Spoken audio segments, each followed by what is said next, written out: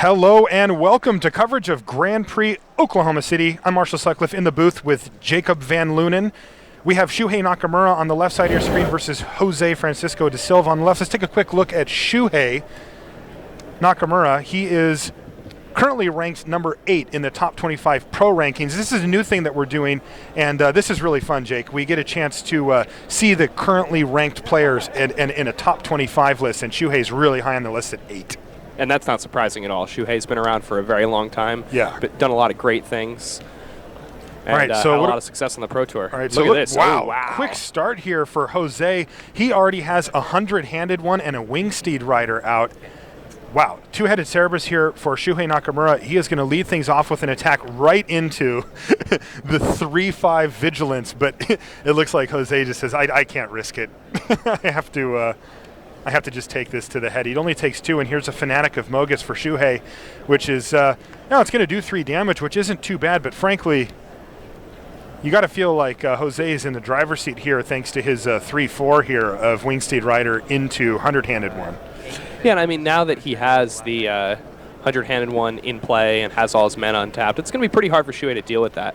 You know, there are a lot of cards in this set, cards like God's Willing, cards like Battle-Wise Valor that are going to protect that 100-handed one from something out of green or red that might be able to deal with it. And once Jose is able to get up to 6 mana and use the monstrous ability on that 100-handed one, well, then Shuhei's going to need 99 more creatures in his deck to get through with anything. I don't see that. I don't really see that that's a problem in a 40-card deck. What could go wrong? All right, but Shuhei sides, look, I've got to keep on attacking. He wants to try to find an opening to take out that 100-handed one, but I think Jose is just going to take the damage here. It could be 5. It could be more. Shuhei has a grip of cards here, and he is surveying the scene. Shuhei looks like he has Anger of the Gods in his hand, along with a Mistcutter Hydra, a Destructive Revelry, and I couldn't really see the rest of it, but Mistcutter Hydra, not amazing in this situation, though it can do something. The problem, of course, 100-handed one, on top of being really nicely costed at 3-5 for 4, also has Vigilance. It's just going to sit there and brick wall, though so far, Jose hasn't blocked. That's 2 times that Shuhei's attacked. You get a look at Shuhei Nakamura there. He's a Hall of Famer, number 8th ranked Magic player in the world right now. And he is a GP machine as well, both in terms of how often he plays GPs. Shuhei is from Japan, and he makes a trip to North America often for GPs, more than anybody else. And oh, definitely more than any other non-American player. That's right. He's probably one of the few people in the world who goes to more Grand Prix than you do. It's true. All right, there's a Mistcutter Hydra, but like I said, it's a 4-4 facing down to 3-5, and at some point, Jose is going to have to block with this 100-handed one, though he's 1 mana away from the monstrous ability on 100-handed one here, and he has a triple white.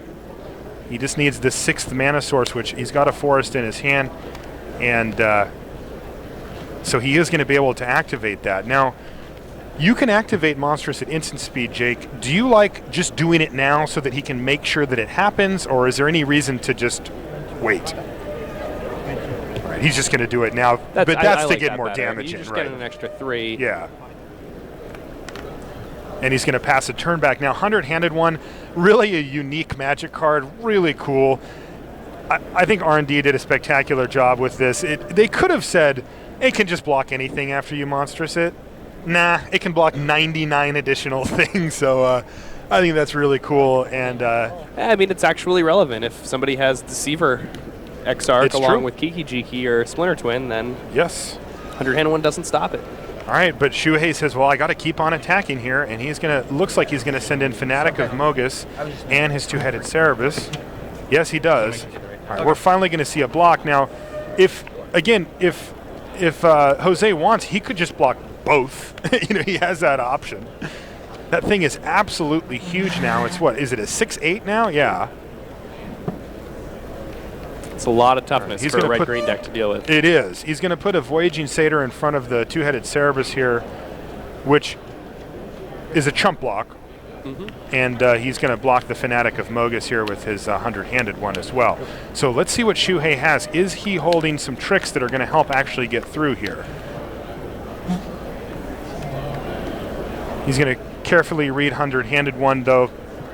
Nothing else tricky going on with it. It can block as many things as he wants, essentially, and it's just huge. All right, so Shuhei Nakamura taking a look at his hand, carefully deciding what he wants to do. He's got 5 mana at his disposal. He hasn't played a land this turn yet.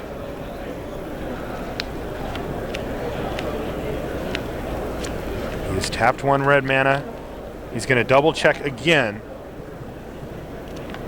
It has 8 toughness, so even though the Fanatic of Mogus is pretty big at 4 power, he's going to need quite a bit to get through it. All right, he's going to play Coordinated Assault here.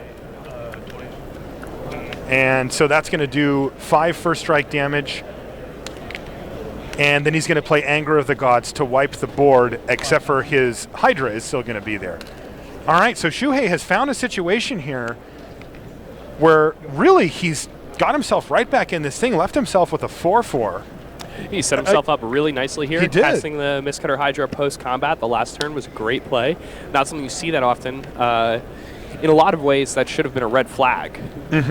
But it's pretty hard to put somebody on a rare like Anger of the Gods. So it is. Anger of the Gods, one of the only sweepers in the format.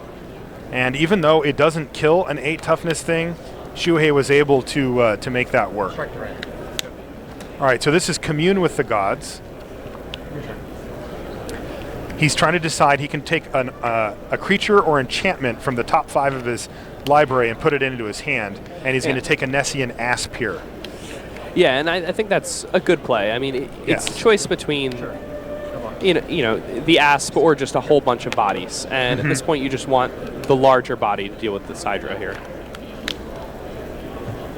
Ooh, and Shuhei actually is just going to win the game with that play. Destructive Reverie is going to do 2 damage and kill the creature, and Shuhei finishes off, and he says, yeah, I won that one. Didn't look good for him, but, you know, the key there was that Shuhei kept attacking in the early stages, and it turns out he wasn't bluffing, but, I mean, it looks like Jose respected those attacks so much that he kind of got behind on life, and then after the big board sweep, it left the door open for Shuhei to just take over. Well, it's interesting. Shuhei continued to attack, but Jose had to put him on something like a pump spell. And here we are in another game. So let's take a quick look at Scott Gearhart versus Shahar Shenhar. That's Shahar on the right-hand side. Ooh, and I like Shahar's deck a lot. It looks like he has a lot of heroic going on in his deck, and well, the blue-white and white-green heroic decks are 2 of my favorite strategies in this set. Unfortunately for him, he's staring down a Vaporkin that has a Hopeful Eidolon enchanted on it, and so that is a 3-power lifelinker. That is going to be extremely difficult to race that. Yeah, that's 6 points a turn at a very early point in the game. And by 6 points a turn, I mean 3 away from him and 3 for his opponent in a racing situation. And that's a Battle-Wise Hoplite over there for Shahar, along with the Phalanx Leader. Correct. I'm actually surprised that he didn't use his Dauntless Onslaught when he attacked there. I wouldn't be surprised if he had a Grip Tide here. That would make sense. That would definitely make sense. Shahar's trying to decide here. Yeah, he does in fact fire off the Grip Tide. And that greatly reduces the power of this Eidolon here. Shahar Shenhar is currently ranked 3rd in the world on the top 25 rankings for Magic. Ooh, and we see Spellheart Chimera. Yeah, that's a card that I'm actually not a big fan of it, but I have seen it do some kind of crazy things. It's tough to make it good, but when it's good, it can get quite good. That's very true. I think it might be better in Constructed than it is in Limited. Yes. In the long run. Yeah, there I actually expect it to be a thing. At some point, yeah.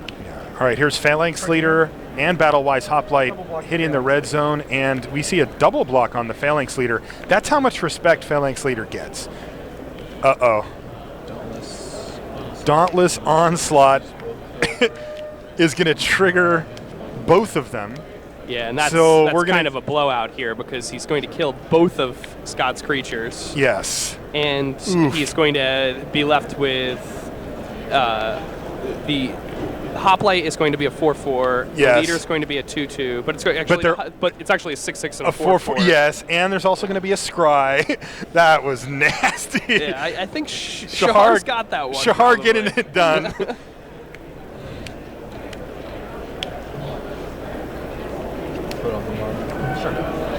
Shuhei playing big monsters, but staring down a lonely scorpion. And it's just holding everything off. It looks like Shuhei is way ahead on lands here, as Jose's only got 3 and Shuhei has 6, and unfortunately for Jose, the Commune with the Gods doesn't get you a land.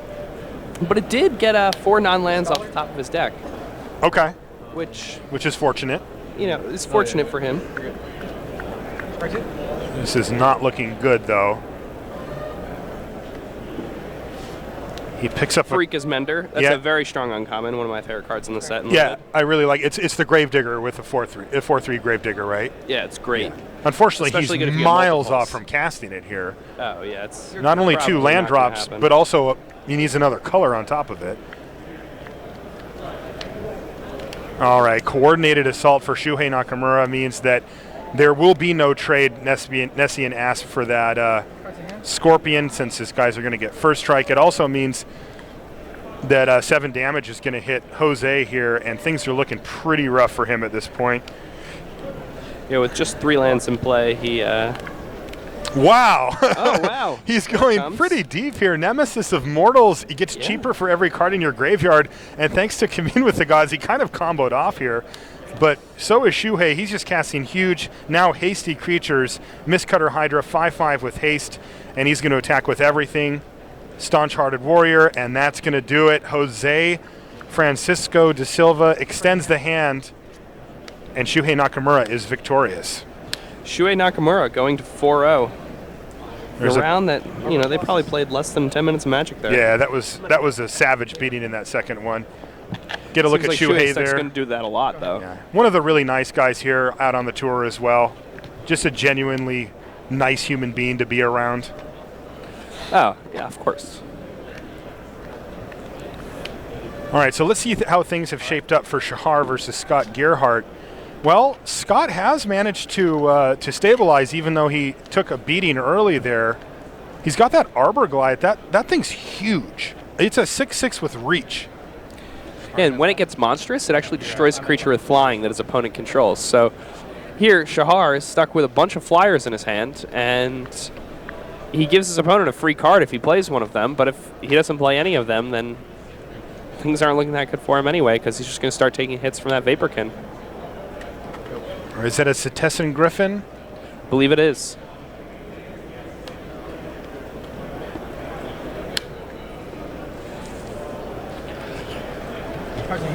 Taking a look here at Scott Gearhart's deck. Quite the mana base he's put together here. 4 forests, 6 islands, 2 mountains, and 3 plains. He also has a Temple Abandoned and a Temple of Triumph. So, why would Shenhar play that Griffin? He must have other flyers in his hand that are more important. Okay. Because he's just begging for Scott to pull the monstrous off on that Arbor Colossus and just kill that 5-drop, right? Isn't he just inviting him to do it? It seems that way. Wow, he's going to attack with Vaporkin first? Sure. He's going to block. All right, so I think that Scott had the same read that you did. He said, look, if you want to trade these off, well, then you must have another flyer sitting there, and I'll just save my Arbor Colossus for now. He plays another Vaporkin, and he just says go.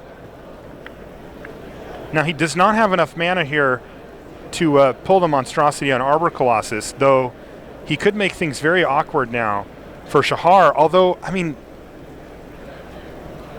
what do you think about that play? That was really interesting, right? He could have just killed the 5-drop, the Cetessan Griffin, and just attacked him for 2 and said, sure, I'll take it. But he decided not to. It looks like he has a read here. I don't agree with that play, I don't think, but I mean, he's clearly got a plan. I mean, he had the same read you did. See, but I would have played, even with that read, I would have played. Okay. in such a way that... Yeah, it's just too much value to pass up on. Yeah. All right, so it looks like an observant Al Sayed is going to bestow onto the Phalanx leader, which is, of course, going to trigger it. This is one of the overlaps that you and I talked about earlier, Jake, where bestow creatures work really well with heroic. And it kind of enables the deck to exist because it's really hard to make a deck that has enough creatures with enough combat tricks or things that target and still have spots for things like removal or other essentials like that. But it's really nice because you get these bestow creatures and all of a sudden they act as the middle ground that are both threats and things that target, and they can kind of enable the whole deck. See, now here, Scott's still going to get a free card. He's going to be able to... what?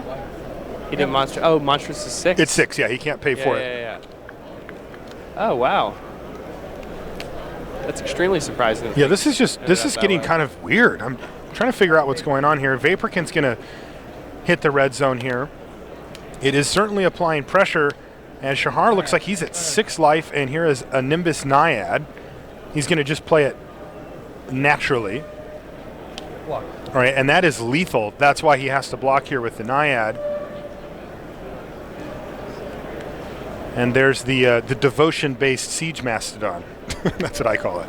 The devotion-based Siege Mastodon? Yeah, same card, but it costs double white. Vaporkin attacks. All right, looks like the life totals are now updated. See, a lot of people think it's better because it works better with devotion than a Siege Mastodon would be. Yeah, but you can't splash it.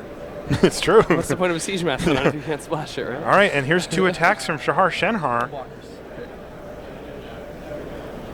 And is this a grip tide here for Scott? He needs something.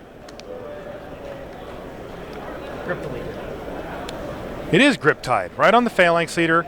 Now, the way that bestow works, Jake, is that the observant Al Sayed is just going to fall off and become a 2/2 with vigilance. That dice, by the way, doesn't belong. It's just sitting on the side. It's not actually on the creature. But with Scott top decking here, he is pretty much dead, and that's it.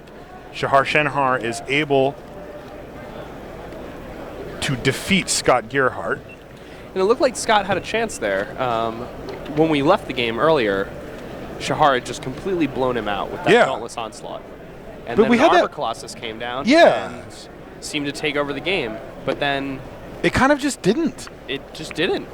Like, he had an opportunity where he could monstrous his Arbor Colossus, kill a Setessan Griffin, and by the way, have a 9/9 or whatever it ends up being. But instead, it ended up trading for the Battle-Wise Hoplite and not killing the Setessan Griffin that turn. Yeah, it's a pretty surprising turn of events. It was interesting, yeah. I'll tell you what, I mean... And then he also would have been able to block differently. Like, Shenhar wouldn't have had that attack. Yeah. It was an interesting sequence there. I mean, I think that he had similar ideas to what you did there, though. Which is like... But I think I just can't help myself. Oh, I mean, it's not, a 5-drop. It's not that one isn't able to help themselves. It's just that the better play is still the right play, even though your opponent has something to interact with it. Okay. In some cases. Like, just the fact that you end up with a 9/9 on the table, yeah, maybe your opponent's baiting that. So and that kill his... Yeah, you kill a guy and ended up with a 9/9 reach. Yes, your opponent may be baiting you to do that, but killing somebody's guy for free, or for no cards, for 6 mana, and ending up with a 9/9 reach to block with when your opponent has all those heroic triggers, that's pretty strong. Yeah. All right, so players are sideboarding here. Again, we've got Shenhar on the right-hand side, our world champion. He's also ranked 3rd. As you can see, the little 3 next to his name in parentheses, that indicates his world ranking. Let's take a look at Shenhar here. Platinum Pro. No Pro Tour top 8s, but he's got 5 Grand Prix top 8s. And remember, Shenhar is 19 years old. He's a young guy. And he finished 1st in the World Championship. That was just recently. And this is also very impressive for Shenhar. So he has 5 Grand Prix top 8s at a young age, which is already like, wow, this kid's really impressed. He has 3 wins out of those 5. Yeah. You know, the difference... in a very short time period. Yeah. The difference between a top 8 and a win can be huge. I mean, there's people that have many, many, many top 8s, but very few wins. And Shenhar somehow has been able to amass 3 out of 5. He's actually just straight up won. It's pretty impressive stuff. People like to refer to people as closers sometimes. And yeah, I've heard like that term, yeah. And, I mean, mathematically, it doesn't really make much sense. No. But in a way, there's something to be said about the guy who wins. Yes. I think so, too. I mean, look, even if it's not mathematically or logically correct to put that much weight on the winner, I mean, it is the point of the tournament, and I think that recognizing when somebody's done it is still appropriate. Definitely. All right, players are shuffling up. Is Scott wearing a camera? Rashad? Is he wearing a camera? Do you see that? It's kind of cool. I mean, maybe he can review his games later or something. It might not even be a camera. I don't know, but it looks like one. Oh, actually, no, he is. That's one of the ones that people use for bicycles. Yeah, no, he uses this. He records himself at Grand Prix. He was at Grand Prix Oakland in California, and he was at Grand Prix Vegas. I actually saw some things that people posted from him playing in Vegas. Interesting. As it like a tool? Yeah, he posts them on the internet. I think that's interesting. All right, so Shenhar's gonna. Oh, did Scott start off on the draw here? It seems like Scott chose the draw. That's interesting too. We were just coming off of M14, which a good percentage of people consider to be a draw format, but so far in Theros, especially sealed. Yes, but in Theros, I haven't heard that opinion yet. It's still really early though. Interesting choice here by Scott. Normally, drawing first coincides with a deck where you have a lot of inexpensive removal, or in a format where people aren't applying early pressure to you. And I don't think either of those things really could be used to describe this limited format. Then again, Scott is playing 4 colors. His mana base is very rough. He may just want that extra card to try to put together his mana base. Fair enough. All right, you're going to see a temple from him here. He's going to ship an island to the bottom of his deck. Shenhar has not a very aggressive start with the Wave Crash Triton. It's a good card, but it can't even attack through the Voyaging Satyr as the board sits.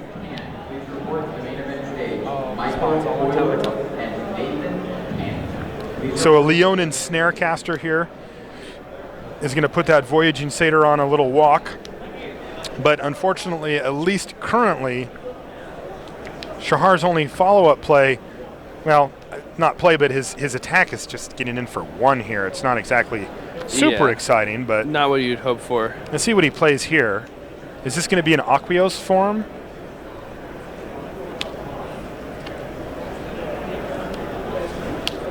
Looks like it's going to be an Aqueous form. Sure. Right, he does, and he's also going to use it on the Voyaging Satyr, which, while normally Wave Crash Triton is best to kind of get a blocker out of the way and attack, he's actually taking Scott off of a mana here for a turn, too. Yeah. All right, so here's the Scry from Shenhar. Carefully considers it, but ends up putting it back on top. And Scott takes the damage and goes down to 19. He draws a Vaporkin off the top of his deck. Hey, at least it's something he can play here, though. Not a great blocker. Yeah, Vaporkin can only block creatures with flying. You really want that guy on turn 2. Or, later on in the game when the board is all stalled up on the ground. Exactly. When your opponent's beating you down with ground guys, not the best option. All right, here is... Well, let's see what he's... All right, Observant Alseid here. And Shenhar is going to bestow that onto the Wave Crash Triton and keep that Voyaging Satyr locked down. Shenhar's very aware here that Satyr can enable some huge swingy plays and also some color fixing for Scott. I mean, he can use it to untap any one of his lands, so it gives him double green, double red, double white, double blue, like a lot of things that can open the door. So Shenhar's going to try to keep him off of it and then bash in there. So he's going to hit for 2, 3, 4, 5 damage with that 1 hit right there, and he's also going to get a Scry out of the deal. So this Wave Crash Triton's getting scarier and scarier. Metamai the Ageless would be coming down this turn if it weren't for the... Oh, well, here's a Hopeful Eidolon, though. Ooh. It's going to get bestowed on Vaporkin, and it's similar to what you said before, Jake. We're talking about a 6 damage life swing back and forth. It's 3 damage away from Shenhar and a gain of 3 for Scott Gearhart, which, again, it really does make racing difficult for Shenhar here. Shenhar has a lot of combat tricks in hand, though. I see he has a Dauntless Onslaught.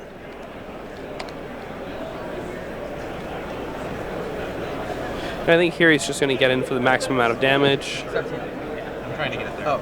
And it might be difficult for him to race that Vaporkin right now, but... Is this a Battle-Wise Valor he has in his hand? Is that the +2/+2 and yes. Scry one? Okay. So another combat trick. Right now, though, Shenhar is in the middle of a Scry, and you can see he takes his time with it. He sets it down next to his deck, and he's in the tank here about whether he wants to put that back on top or Scry it away. No, he's going to push it to the bottom. And he does have a follow-up play here. Let's see what it is. Wow. All right, he is going to put the halt to this whole racing thing right away. Battle-Wise Valor is going to target the Wave Crash Triton, and it's going to the trigger from the Wave Crash Triton is going to hit Vaporkin, the one with the Hopeful Idol on there, and that's also going to be yet another Scry for Shenhar. He's going to put this one back on top of his library, though. He likes that card, so something that Scott's going to have to keep in mind is that, well, we know that Shenhar's drawing action. He's already got 2 other cards in his hand as well. Now, Shenhar could have got really aggressive and gone for the Dauntless Onslaught and kept the Voyaging Satyr locked down as well, but I think he figures, whatever, he's going to hit 6 anyway, so I'm going to let him have it. And there it is, Metamai of the Ageless, 4/4 flying, really sweet, mythic rare. When it hits your opponent, you get to Time Walk for free. Time walking is good. Yeah, now you don't get to attack on your extra turn with that particular creature, but you do go with your others, and I mean, usually if that thing connects, it's going to get really difficult for your opponent to win the game. I would have to agree. I think that a lot of people want to use that card alongside cards like Burrow's Charm, so that deals damage twice to the opponent. You get a time stretch out of it. Cards like Aurelia the War Leader. Dude, that's kind of sweet. I didn't think about that. I like that. Metamai the Ageless. Metamai of the Ageless. Yep. Rashad's going to bring that up so you guys can get a look at it. Definitely an interesting one. All right, so let's see what Shenhar wants to start off with. All right. Oh, this is interesting. So he is going to tap down the Voyaging Satyr, leaving Metamai the Ageless up. But in response, Scott is going to activate it and make sure that his red and green mana is available. All right, here goes the attacks. Remember, that one's unblockable, and it looks like he is trying to set up because he doesn't think that his opponent's going to block here. And he's going to push that next card down with Scry, and let's see what happens here. Scott sitting at 10 life. He's not quite dead if he doesn't block, but Chara does have the option to put him down to 1. No blocks. He said no blocks. So is Shenhar going to pull the trigger and put him down to 1 here? He can lock down Metamai of the Ageless as well for the next turn, which is something that he's certainly interested in doing. Definitely, and I think something else to point out is that Shenhar also has God's Willing in hand, so... Oh, he does. Now, he can't do both, though. No, he has to choose. So he's trying to decide which one, and he's going to go for the big damage hit. +2/+2, and lock that thing down. The Voyaging Satyr also, though, will... No, that one was just tapped, so that one was not tapped with the Wave Crash Triton, so it does untap. All right. Scott Gearhart, he needs something pretty big here. His Metamai of the Ageless is locked down. He's at 1, and he's facing down an unblockable threat here. What can he do? It's 3 power. So if he's going to gain some life, he needs to gain at least 3 to not die there. He can do it with the Vaporkin, so that can help. But if he attacks with it, then that opens up the attacks from the other 2 creatures, so... All right, so Battle-Wise Valor here for Scott. He's going to instantly ship his card to the bottom, usually indicative of a land in this point in the game. I think that was during his upkeep. Yep. Okay, so that makes means sense. So that means that he's actually going to be able to gain 5 life here with the Vaporkin. And he absolutely has to swing to gain that life because He must. the unblockable nature of Shenhar's But card. the big question is, does he have a follow-up play here? He doesn't. He's got 2 more lands in hand. Scott's in a really bad position. He's at 6 life, but he has no action. Doing a little posturing here, but see him even arranging his lands in a specific way. Unfortunately for him, he's facing the 3rd-ranked player in the world, and I don't think that that's going to really do much for. I think that Shenhar is just going to make the right play here regardless. Draws a land for the turn. You said that's a God's Willing in his hand. So he can use it to push through an extra 2 damage if he wants. But it's still not lethal. Fortunately, that's only 5 there. So it looks like he's just going to send in the squad here. Attack with everybody.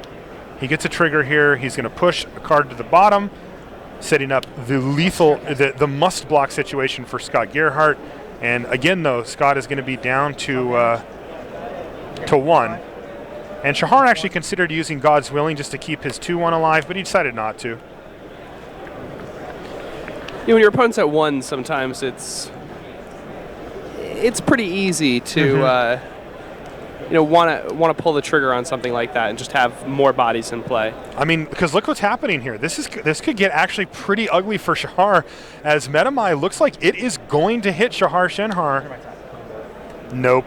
There it is. God's Willing. Tap down your Metamai, the Ageless. Or which one is he actually going to tap down here?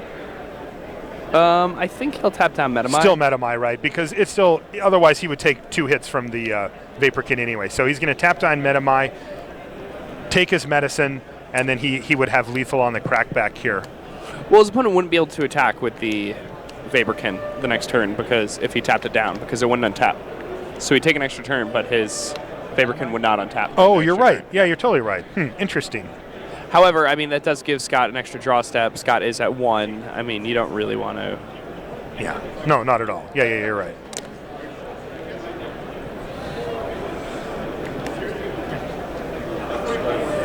All right, scry 1 off of the God's Willing. Shenhar has played this Wavecraft Triton like a fiddle. I mean, he has gotten so many key activations. It was used early to keep Voyaging Satyr at bay so that Scott couldn't get off to a quicker start than Shenhar, and it was used late to keep Metamai the Ageless down as well. The Wavecraft Triton has been really impressive for me. All right, here's attack with Vaporkin. Scott jumps back up to 4, but he needs a play here as Shenhar does have 5 power on the board. And he's got something. Oh, it's another Vaporkin. So now should do it. Shenhar just needs to figure it out that he needs to turn his guys sideways.